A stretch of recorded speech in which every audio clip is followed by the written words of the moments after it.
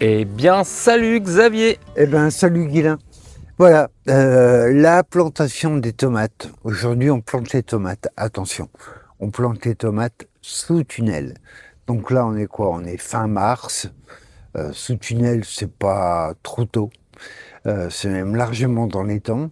Vous, dehors, attendez mi-mai hein, pour planter les tomates. Hein. Après les seins de glace. Oui, après les fameux seins de glace. Donc, pour planter les tomates, ce qui est vraiment important, c'est de penser au sol. Penser au sol, ça veut dire fertiliser. Pour fertiliser, moi j'ai de la chance, j'ai un voisin qui m'amène un mélange de sable, de fumier et de foin très composté. Putain, c'est chouette ça Ah d'avoir. oui, c'est oui. Ah ça j'ai du bol. Ouais, ça c'est de l'or ça. Donc hop, et je prends un petit peu pour ma tomate. Voilà. Maintenant, on va aller dans le tunnel. Alors, le principe, il est simple. C'est que avec la houe, j'ai commencé par faire une saignée. Un petit sillon. Ouais, voilà. Donc ça c'est fait. Je l'ai fait tout du long, puisque je vais planter des tomates tout du long. Ah oui, ça fait une belle longueur quand même. Ah ouais, il est 10 mètres. Ah ouais. Et combien de pieds de tomates pour 10 mètres? Eh ben, tu comptes un pied tous les 50 centimètres. Moi, je plante large. Ouais, Donc à 50. Donc ça fait 20 pieds. ouais. Super important pour les tomates. Vous savez, souvent on parle du cul noir. On dit que c'est un défaut d'irrigation, une irrégularité dans l'arrosage. Oui, mais pas uniquement. Ça peut être aussi que l'eau circule mal, donc est mal assimilée par les plantes, qui provoque le cul noir. Et c'est pour ça qu'on doit avoir un sol toujours très profond, très décompacté. Donc, moi j'ai commencé par préparer le terrain à la grelinette et à la griffe. Après, j'ai ouvert une saignée, donc je suis descendu. Et là, ce que je vais faire, c'est que je vais redécompacter le fond. Je me mets dans la saignée. Là, Pour être sûr que le fond est vraiment bien, voilà. bien meuble. Et là, hop. Ce qui fait que je suis bien meuble sur une super profondeur. Tiens, là, je sens que ça résiste un peu. Tu vois, je fais bien entrepasser. Voilà. Donc, maintenant, je peux planter ma tomate. Un détail sur cette tomate, c'est de la variété Montfavet. Vous le dites pas à Nico, hein. Il ne le sait pas. Hein. C'est Montfavet, je plante toujours 6 Montfavet en début de saison, en souvenir du papy avec qui j'ai commencé à apprendre Ouais. le potager il y a plus de 40 ans.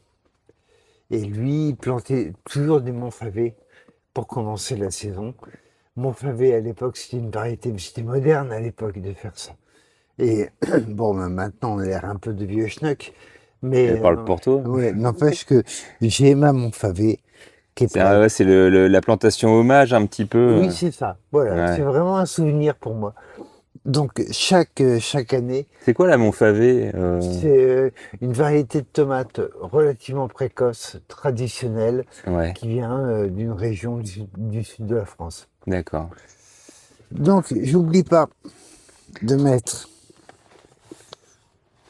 mon amendement. Donc si on a du terreau, on peut mettre du terreau, du Voilà, compost. vous pouvez mettre, alors, compost bien mûr. Vous pouvez aussi acheter de l'engrais en bouchon, hein, Ouais. du fumier compressé en bouchon, parce qu'on n'en a pas toujours à disposition. Ouais. Moi, j'ai vraiment cette chance, hein, mais c'est pas le cas de tout le monde. Donc, apporter par contre un amendement, une fertilisation, parce que les tomates c'est gourmand hein, quand même. Donc là, si je regarde mon plan, je vois que les entre-nœuds sont courts, c'est-à-dire la distance qui sépare deux feuilles. Je vois que les racines sont bien blanches, elles sont pas chignonnées, c'est pas fixé. Donc ça, c'est du bon plan. Donc j'ai toute confiance. Là, je vais pouvoir le planter là. Alors moi, je vais le planter assez creux. Et on va vous faire une vidéo spéciale avec Nico, savoir si on plante creux ou pas, quel intérêt. Oui, la fameuse. oui. Y a débat en ce moment. Il y a débat, ouais.